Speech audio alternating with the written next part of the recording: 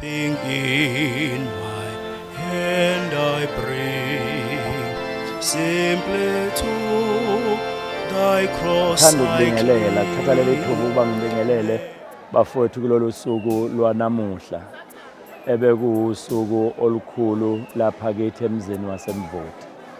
Mina ngingumabaso isibongo ngokuzalwa ngingowasendaweni yaseSikhomaneni endaweni okuthiwa iSobuka. Mina njengomfundisi uMabaso ngifike lapha eMvoti ngizofunda. Mangiqeda ukufunda ngase ngiyosebenza esifundeni sasothukela la ngihlale khona iminyaka emihlanu. Aselibuyele ngisusa ke ibandla ngesizathu esithile ukuba ngiyosebenza esifundeni saseHermannsburg. Hlale khona iminyaka emibili kwase kuba khona ke ukubizelwa esifundeni saseMphumulo la sikhona ngingumphathi sifunda. Ngisebenze ke khona iminyaka eyisihlanu. Theke emva kweminyaka eyisihlanu ngase ngithutha ukuyoqhuba umsebenzi wenkosi esifundeni sakwaDukuza eSteng. Esifundeni sakwaDukuza ke njengoba ngisho ukuthi ngigcine sengiyisakhamuzi khona, ngihlale khona iminyaka eyishumi. Ukusebenza kwami ke njengoba bengike ngithi ngiyasho ukuthi akaze ngisebenze kwenye indawo. Sebenze nje kuleli sekethe ilona engilaziyo. Thanda ke ukuba ngibonge kakhulu kulo isekethe sengike ngasebenza njengesekela likamongameli iminyaka ewu-12. Ngithanda ukubonga umongameli engithatha kuye ubaba uDumakude ngomsebenzi awenzile.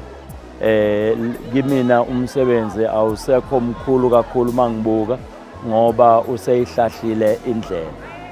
Engithanda ke ukuba ngikusho angisiye umuntu onezipho eziningi, kodwa lokho engikusho lapha yana ukuthi isifiso sami esikhulu yikho lokho ukuba abantu babumbane, babambisane ukuze noma ikuphi okwenziwayo iphupho liye lesekethe liye phambili. Thanda ukubonga nangomfowethu okhethiwe umfundisi uZulu osekhethwe njengomfundisi olekelelayo oyisekela likamongameli. Maqondana nezinhlelo ke akukabe lula kahle ukuthi umuntu sengasho ukuthi uhlele kanjani ngoba kuseyisikhashana.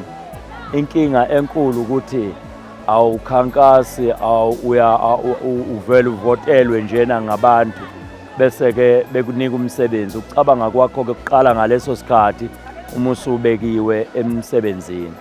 Kodwa engubone kuyinselelo kakhulu kuyindaba yokuba umuntu akafaka umoya wokuvuselela. Ziningi izinto qala ezakhiweni ezintweni nasemphefumulweni nje neyabantu kuyabonakala ukuthi indaba yokuvuselela izinto zonke nesiko lokukhonza nje kuyabonakala kubantu ukuthi lwehlile kakhulu lusesimeni esiphansi.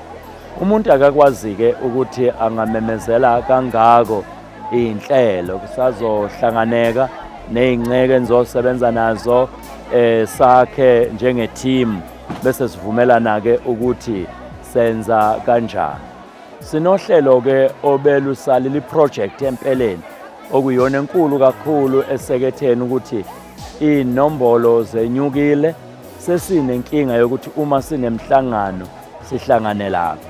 Ngakho ke bekusemaphupeni esekethe ukuba kwakhiwe isakhiwo esikwazi ukuhlanganisa.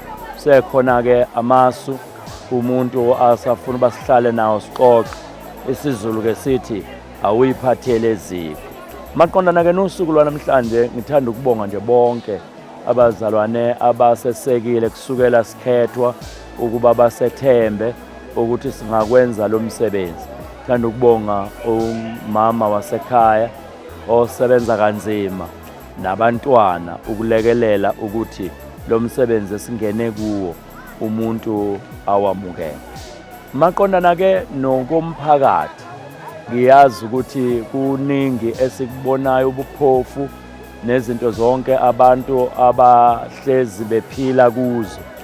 ngithemba lami ke ukuthi mase sihlanganele nezingceku esisebenza nazo sizoxoxisana kube khona ukubonisana ukuthi sihlangabezana kanjani. Kodwa ngithanda ukusho ukuthi angiwumuntu wokuqala ukuzosebenza, ngifike abantu bekhona kusetshenzwa ngizoqhubeka lapha. Inkosi ke inibusise nonke.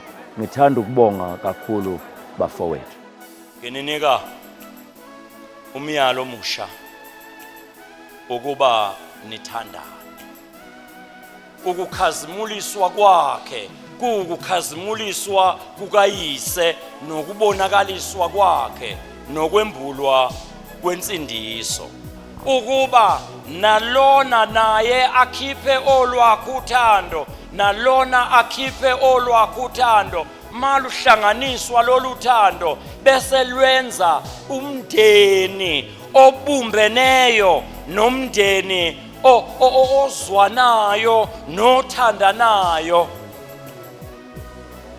uJesu abesethi uma nenza kanjalo abantu bayokwazi ukuthi ningabafundi bami.